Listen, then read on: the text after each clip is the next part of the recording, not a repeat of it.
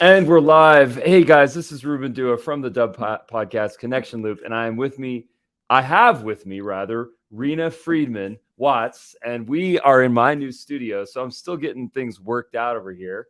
Reena, it's so great to have you. We've been on before. We've got a lot of things to talk about. We're going to talk about events, networking, podcasting. Please start with a short bio, and let's get into this. I am excited to be here and broadcasting live from my new setup as well, because Nice. I just moved from Chicago to Texas a couple of months ago. And so, yeah, we're both doing the makeshift thing. Nice. Nice. I was frustrated because I had this desk that was not being used in my office, and then this sort of bar height table. And I was like, you know what? I need to minify. I need to get some feng shui in here. So I just brought it all into the center large 6-foot table. So I'm in a good place now. Oh my gosh. Speaking of feng shui and moving, when you hire movers or when a company moves you, they will unpack you, but they literally will unpack you and just dump everything on the floor. And it's Yeah. amazing what picking up one box full of things does for feng shui, or 2 boxfuls of things dumped on the floor does for feng shui. I'm like, oh, I can walk gracefully through this room now, and it just opens everything up. Right. And so Well, I also have been minimizing. I've been getting rid of things. I've been simplifying. I was like, all I need is to be in a closet and have a nice plain backdrop, have a mic, have a good pair of earphones. And I think a lot of early podcasters too don't realize like how simple you can keep it, and you can keep expanding out from simple. Like, don't overwhelm yourself with YouTube, LinkedIn, Twitter Spaces, yeah. TikTok, Instagram. Like, what are you good at? Where are your people at? How can you do it simply? And how can you grow from there? Yeah, I mean these are important things. I mean these I think a lot of these things are rooted in just general sort of mindfulness. A couple of things that I always think about is, number one is, if you're going to acquire something new, how about get rid of something that you're not using to keep the space, Because if you start accumulating stuff, what you're also accumulating is debt. You're accumulating space debt. And you might get to a point where you have a garage filled with stuff, you have an attic filled with stuff, an office filled with stuff. With most of the time you're not using it. So there's this idea of just like this replenishing and this recycling and this kind of cyclical thing. And I think the second thing is what you said, which is just staying minimalist. There's actually a big movement on wired Apple sort of white headphones. Like it's becoming repopularized. Exactly. And I think people are just frustrated with all the tech. We went so deep in the pandemic with tech. We bought tons of stuff, and now we just have our phone. We're back to our phone and our wired headphones. So here we are.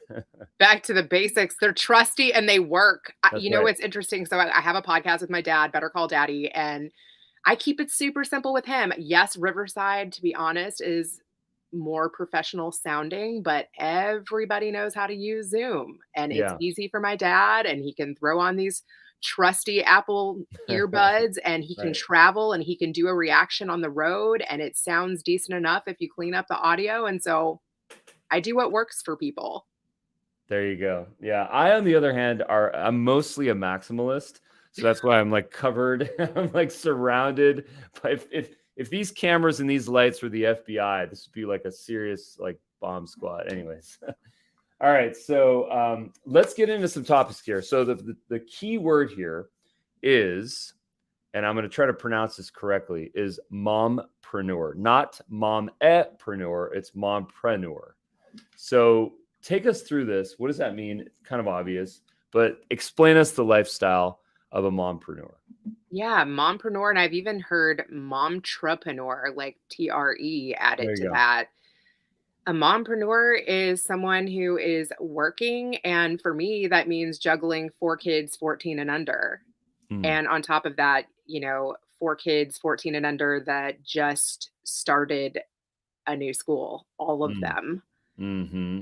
And so during the pandemic, I really had to switch my schedule around, and I'm constantly doing that, right? Like, there's back to school shopping, there's convincing my kids now that they have to wear new uniforms and new colors. And now we're like not even a week back to school, and there's birthday parties, there's PTO, ugh, there's homework, there's soothing your kids' emotions and just seeing them and hearing them and having their back. And that really comes first. And then when they're at school, which is, oh my God, my first few days of them going back to school was just, I should be super productive. And I just truthfully want to like go for a walk outside or run on the treadmill or like start getting strategic about the clients I now want to take or who I no longer want to work with. Yeah. But I've slowed down. I truly have. Like I've held on to some of my clients from Chicago and I'm just happy maintaining those for now, doing a couple one-off projects here and there. Like today, I'm doing a panel with 4 other podcasting women, women in podcasting. We're doing a Twitter Spaces, which is so exciting and cool. I actually saw I'm going to give a shout out to, let me say his name properly, Hector Sebastian.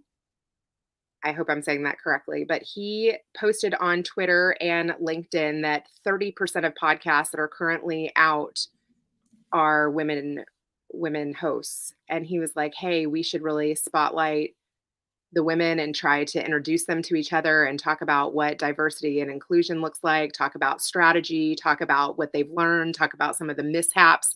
And today we're going to get super vulnerable, super human, and we're going to do that. And it's actually the first time I've hosted a Twitter space, but I have been a listener and I have done LinkedIn audio. So I'm getting a little bit past the basics here and I'm expanding into Twitter Spaces. Nice. All right. So we should go and Google or Twitter search Hector's name. What was his last name again? Sebastian. Hector Sebastian. All right. So let's go find him. I'm probably saying that wrong, but if you know what you should do, send me a link. I'll send you a link to the Twitter Spaces. Yeah, do that. Exactly. Cool. Sounds good. All right. So I have a couple of questions here. How do we create time that we didn't have before? You know, is it waking up earlier? Is it going to bed a little bit later? Is it taking little blocks throughout the day? You know, I have 2 kids, so I'm constantly trying to kind of make some stuff work. What I recently started doing was waking up just a little bit before 6, so late 5 a.m. ish, which is, you know, early, but it feels good. And then getting my 1 hour in of doing the things that I need to do, catching up on emails, you know, doing some exercise, doing my sort of morning rituals, getting ready if I need to. And then right at 7, you know, my kid and I, we do an exercise, we do a stretch, we do a workout, and then he gets in his flow. So it's this like, you know, cycle starts. How are you creating time out of nothing? That is so LA, by the way, that nice. You guys do that. Nice. And also very cool. Nice. What part of that is LA? That you guys do like movement together or like working out together and have a morning routine together. That's really cool. It's a fun thing. You know, we do just to get really LA on you. What we do is a combination of some martial arts, some Tai Chi. We have these staffs that we use, these sort of martial arts staffs, a little bit of yoga in there, this like special kind of conditioning. So it's like very posture, very core driven.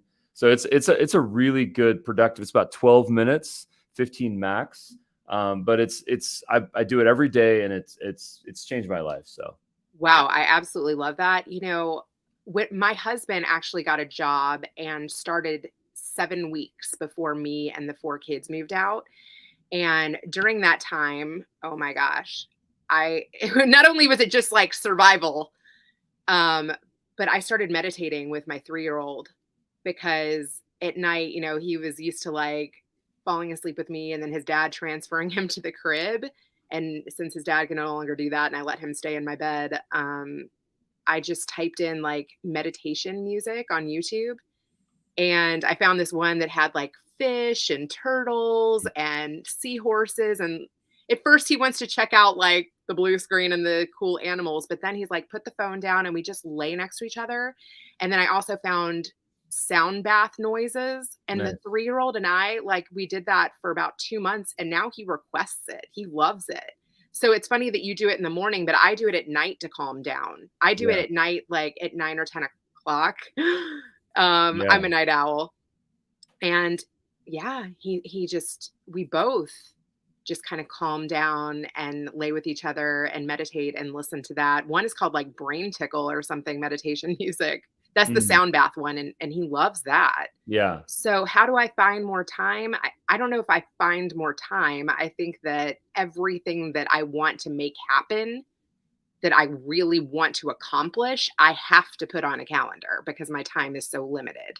Yeah. So if I want to get good at something, if I want to accomplish anything, whether that's taking my daughter to acting lessons, whether that's taking one of my sons to martial arts, whether that's birthday parties, whether that's family events, everything that I want to accomplish as a goal has to be calendared. Nice. Yeah, it's the only way to roll. I agree. Even personal stuff. Remember the good old days when we had like our personal calendar and then we had our work calendar and like we were good about one but not about the other. Now it's like, okay, everything is going into that work calendar, getting this all scheduled up so I don't drop the ball on anything. But I have to say, like, not only have I been decluttering because we kind of downsized in the move, um, I feel like I've been also making space for new opportunities and new connections and kind of rethinking even some of the services that I offer.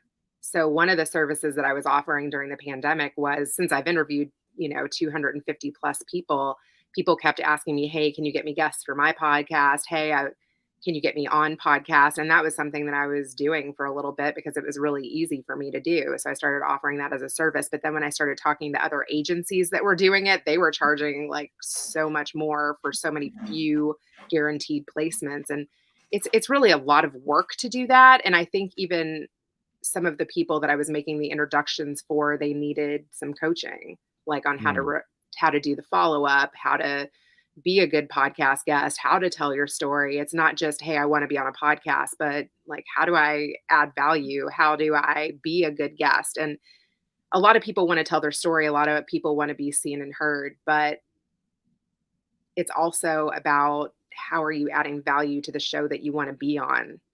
hmm And it also shouldn't be transactional. It should be more about the relationship that you're trying to build Yeah. versus just promoting yourself. This is important stuff, when it comes to self-promotion and when it comes to representing yourself, your company, your brand, your ideas on podcasts, on TED Talks. When people go in selfish, not great things happen. So I totally agree with that. There's a fine balance here. So now have you discontinued that service or? I haven't discontinued it, but I'm definitely being more picky on who I'll do it for. Yeah, that makes sense. That makes Yeah. total sense. And Yeah. and truthfully, the work I enjoy doing more is the production stuff. So Yeah. one of my clients right now is a healthcare podcast, and I'm like the back end of their podcast. So they have an in-house content writer. They send me the approved 4 or 5 questions. I then help them with the intro, outro, sit on the recording and supervise the edit and then send it back to them. I love that. I Mm, want to do more of that. And also corporate podcasts are so much different. They're not conversational like this. Like they have 4 or 5 questions that are topics trending in their niche and they prepare those answers. And yes, they might throw in a personal example or they might throw in a statistic or something that they found in research, but it's a lot less chatty. yeah.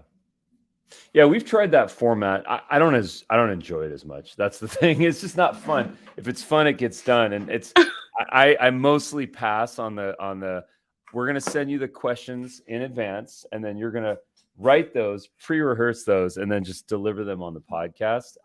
I've been on those and I've hosted those. Not my flavor, but I understand what you're saying. So respect. I like to mix it up, to be Yeah. honest. And what's so beautiful about getting to produce another podcast alongside producing my own is that I'm constantly getting new ideas and I'm honing my craft alongside being able to help others hone theirs, which it just feels like that's what I want to do more of. Yeah. But imagine if you go all in, like if I were to just go all in on mine versus taking clients and helping them do theirs, like what would that do? hmm So it's a balance. Well, I mean, it's interesting because your clients become your listeners and they become referrals and they attract guests for you. So Mhm. maybe it wouldn't be as good. You know what else is interesting? So I helped produce another healthcare podcast, which led to my second healthcare Mm. podcast. And some of the best guests on the one that I produced in person, I was managing a 3-camera shoot, the web team, the videographer. I was briefing the host. I was writing the scripts. Again, though, that this one was more prepared and less conversational. Some of the best guests from that podcast I've ended up having on my show now and have kept in touch with. And since I was doing so much of the behind the scenes of that, I was like, hey, yeah, let's keep in touch. And I have a show, and yeah, you might fit into that. Mm. Yeah, there's this idea that I have of earning things. Like if what I think people have a tendency to do is to sort of hide behind requirements, logistics, Mm. technical needs. I can't start a podcast until I get this camera. I need this mic. I need this setup. I need this room. I need these lights. And I always say that's not what you need. That's the excuse that you're using to not go start a podcast with the production studio in your pocket, because my first 100 episodes were done on a phone. I didn't have any tech. I said I'm not going to get my podcast mic until I need a podcast mic, and then boom, I got one. And the same thing with everything else. And I think there's this really beautiful thing about just jumping in and iterating and growing and improving as you go. Not I'm going to get this all set up, which could take weeks, months, even years, because people procrastinate and then never end up doing it. So you've seen probably a lot. You've seen the full production studio, and then I'm sure you've seen bare bones. What's your take on that? Well, alongside what you were just saying, I had somebody reach out to me recently. They wanted to launch a podcast, and I literally had a consulting call with her. I gave her everything that she needs to consider in starting one, like, here's the mic I use, here's some cheap versions, here's some more expensive versions, here's the hosting that and the different hostings that you can use. If you want to get fancy, here's the mixers. I gave her a total breakdown of like everything to consider and what are the basics, and here's the upgrades, and here's the things I could help with. And then after I did that, she asked me if she could pay me to teach her how to edit, which is Hmm. something that I don't usually do. Usually people record and then they send me the file and they want me to edit for them. And, I've been working alongside my editor now for 2 years. So now she fluently speaks Reena. I mean, not only do I use her on my podcast, but I use her with my corporate clients as well. And I said back to this client, like, hey, it would truthfully be cheaper for you to have us do it for you, and probably like a lot less painful. That's why I Yeah. outsource editing, because that's why I focus on my strengths, which is the casting, which is the marketing, which is the writing. If you want me to teach you in maybe 4 full hours and create like a one-on-one editing course for you and do this with my editor who I work very closely with, like, I'm going to charge you what, a course would cost. Yeah. You're paying for the information, not for the time. Not just the information, but my expertise of 20 years and my 2 years of paying my dues and figuring out what works. Yeah. Yeah. And you People. figure out so much just by doing it. I talked to this other podcaster who I was his first interview. He was on my show. He was an open book, which were the best guests. He was ready to tell his story. We had spoken beforehand. I was confident that he could do it. I loved how the story unfolded. And then from that one interview, he then wanted to start his own podcast, which nothing honestly makes me more happy. I love that. Yeah, Like if I can exactly. inspire somebody to want to do it and then they Right. ask me how to start, I love that. So he just had me back. He's now into season 2 of his show. And he was like, I just wanted to thank you for like really, pushing me to do it and holding me to the fire. It's so beautiful. And he was like, there's so many things that you will never know unless you just grind it out and do it. He was Mhm. saying, I've had to learn how to set boundaries, how to say no, how to, find better guests, how to be a better interviewer. All of that just happens from practice. You Mm. can never know what's going to happen unless you do it. My earliest experience podcasting is traveling in the back of a taxi in Europe, in New York, in whatever city, Asia, and just talking to people, talking to strangers. Whether it's rideshare or whether it's talking to the driver. Maybe we speak a different language. Maybe we have to find common ground. Maybe I'm lost. Maybe I'm curious. Maybe this person is a circus performer when they're not driving a taxi. And I remember leaning into that sort of discomfort. And one of the things is that's a captive audience. Okay, a taxi driver or someone that is in a rideshare with you, that's a captive audience. They didn't start a conversation with you. You probably started with them, but just practicing talking to people and understanding that talking is actually listening. That takes a lot of time. And Oh yeah. having a podcast that took me to the next level. And I'm still a total student of this, constantly, That's very humble of you. It's funny because when I was pregnant with my first kid, so this is like 14 years ago, right before that, I had worked as a post-production supervisor on Nanny 911 for 3 seasons. And prior to that, I worked in production. Like I produced the Jerry Springer show.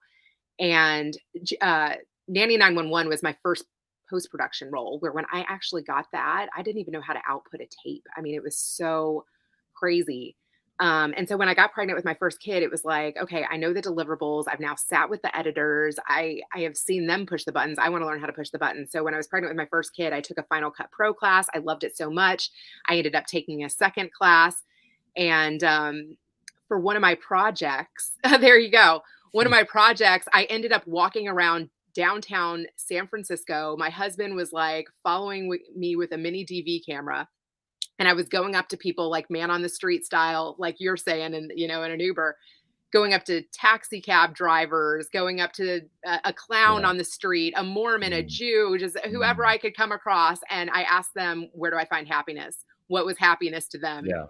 And I cut together like a 1.5-minute reel of all the responses. And that was how I got started.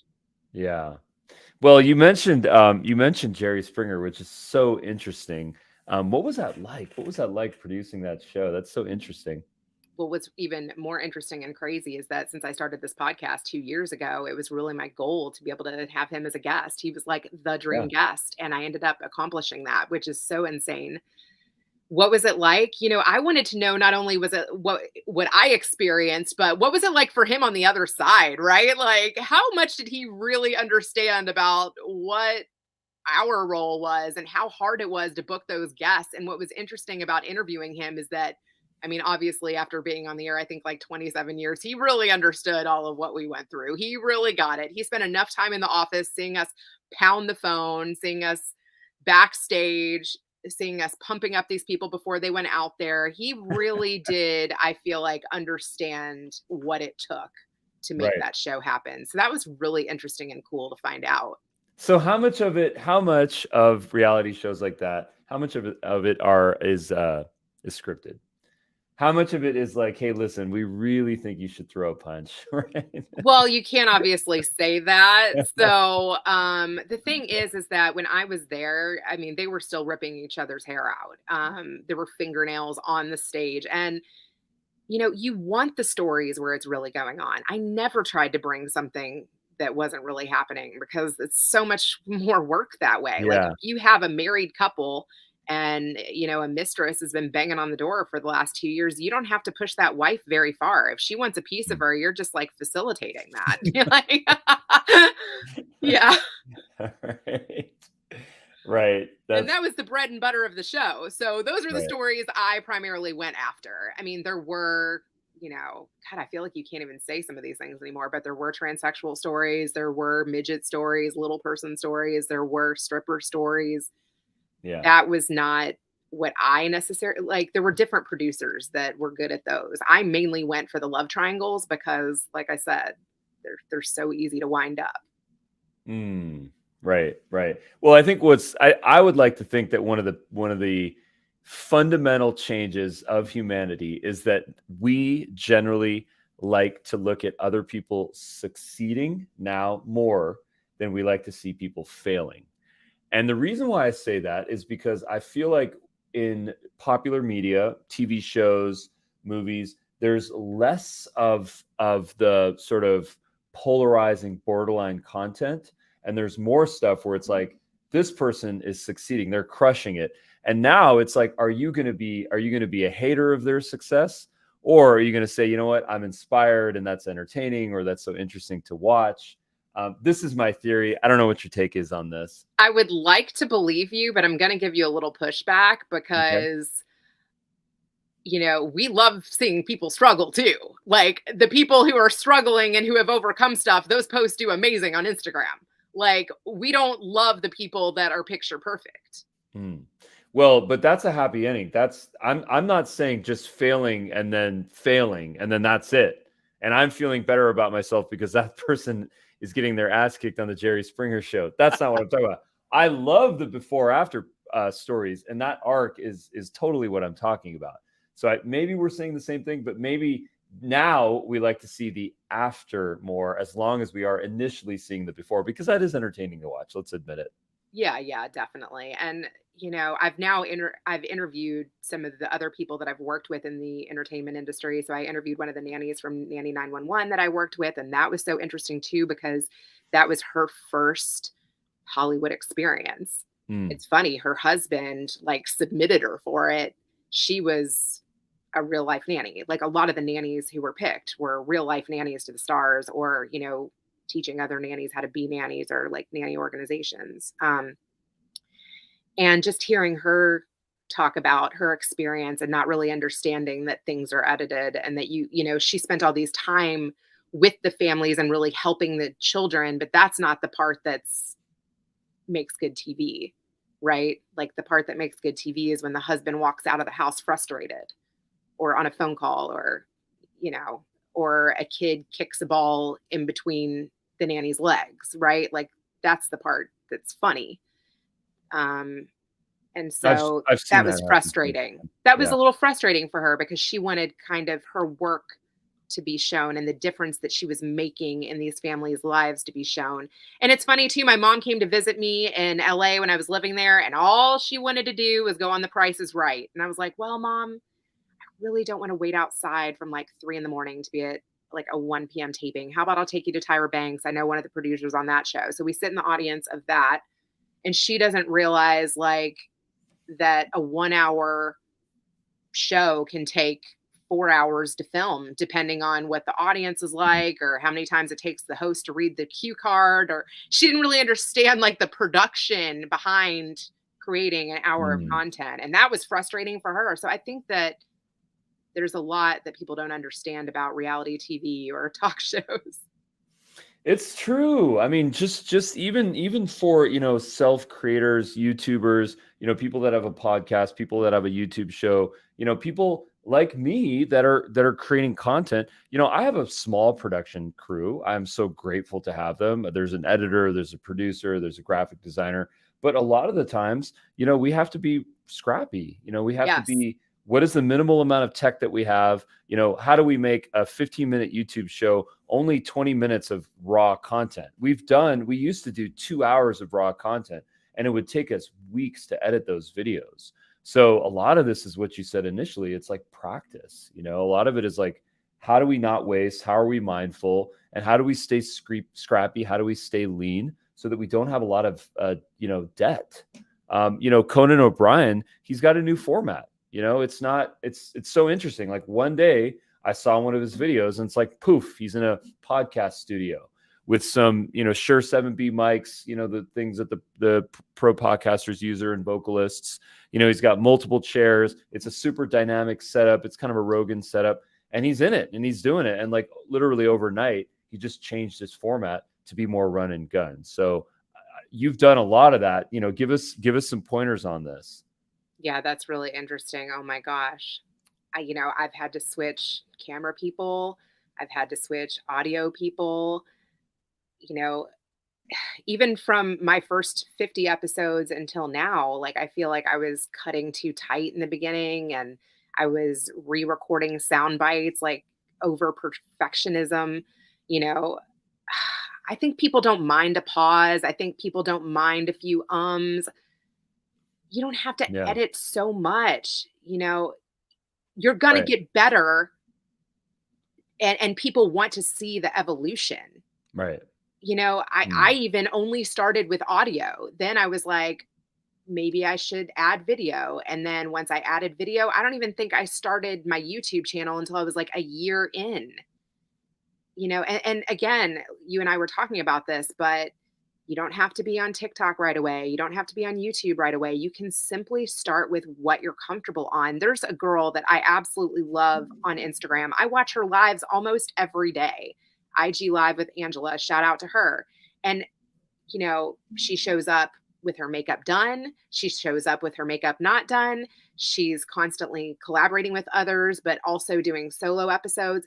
And I said to her today, I was like, look, you've been doing IG Live for like almost 2-3 years now. Some people would like to replay that on Spotify. Yeah. Why don't you turn that into a podcast? It would not take that much effort to create a little intro, outro with some music and repurpose. And her response was that, she needs me to hold her to the fire and maybe talk to her about really how to do that. Nice. But she That makes trusts sense. me and we have a relationship, and I've been on her lives multiple times. So it did make her stop and think, yeah, you know what? Maybe that is the next step for me. Like maybe I'm just so comfortable on this one format. When I saw that Hector post about doing a Twitter space, like I've never hosted one of those, but I've showed up to one of those. I've done Clubhouse, I've done LinkedIn audio. These things are just tools. Yeah. That's what I think people don't really understand is like, you're only going to learn by doing it. I mean, the deepest thing I can say about this is it's all rooted in the word legacy, and a lot Ooh, of good one. a lot of what I think about in terms of what I share and what I create is what is the legacy that I'm creating, and that I can ultimately pass on to my kids, and others too, but my kids definitely. And when I think about Instagram, when I think about TikTok, even Facebook, it's like it's grass, it grows and then it gets cut. Some of it's still there, but some of it's just gone. It sort of disappeared. But YouTube, podcasts, these things are forests. These are here to stay. These are going to be here indefinitely. In 10 years, are people going to be on some search engine searching for Angela's videos on Instagram or TikTok? Maybe not, right? But YouTube and a podcast, on the other hand, all of a sudden, that's this forest that's flourished and become so many other things. So, legacy. I absolutely 100% agree with Yeah. that. And that definitely goes with the theme of my podcast. Nice. My podcast is multi-generational. Like my kids do some of the questions, my kids do some of the transitions. Like my daughter's like, let's switch it over to grandpa. And then my dad weighs in with his 2 cents. Like you, I have really been thinking about legacy. Like I'm having conversations with my dad that, in 10 years, he might not be able to answer in the same way. Right. Mm-hmm. So I feel like podcasting is capturing your progress, capturing your journey. And yeah, you're leaving it for your kids so they know how you feel about different conversations. And so they can see the path that you've taken and the opinions that you have. And also getting perspectives from other people and the lives that they've lived makes your tapestry, it makes your forest more colorful.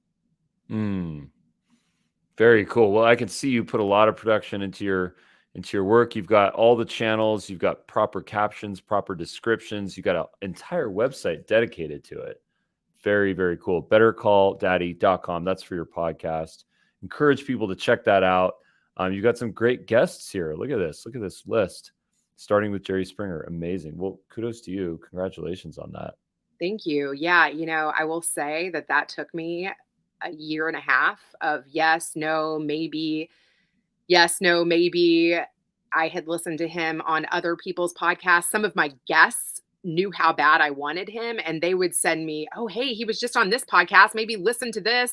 Like people were rooting for me. I was putting it out there. I was really trying to manifest that. And, I had kept in touch with his publicist for 20 years. And what was so interesting is a reality star reached out to me. I guess she liked the theme of my show. She was a mom of 4. She's got some daddy drama, and she was launching a new podcast, Kill Lowry. She was on 16 and Pregnant, and I actually was a production coordinator on that in my hometown in Louisville. So She reached out to me, asked me if I wanted to do like a swap with her for 50,000 impressions on her show and 50,000 impressions on my show where we would promote each other's podcasts. And so I reached out to the publicist, Jerry's publicist, and was like, "Hey, I have this reality TV show star that's willing to promote me. If he's willing to do the interview, like this would be a great time where I can like actually get him some eyeballs." And then she liked that idea. And then I went back to Kale Lowry and I was like, "Hey, if you're going to promote me, I would like it to be around Jerry's episode." So it was like mutually beneficial in how I secured that. That's really creative. That's awesome. Yeah.